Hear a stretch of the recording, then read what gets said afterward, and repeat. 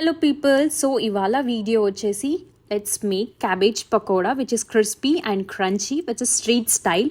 So నేను half cabbage తీసుకున్నాను and కొంచెం ginger garlic paste and cashews which is optional but వేసుకుంటే చాలా బాగుంటుంది.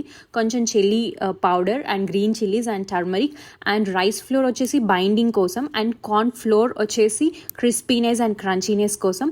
సో బేసికలీ పకోడా కోసం మనం బేసన్ వాడతాం కాబట్టి నేను బేసన్ పౌడర్ వేసుకున్నా which is called chickpea powder.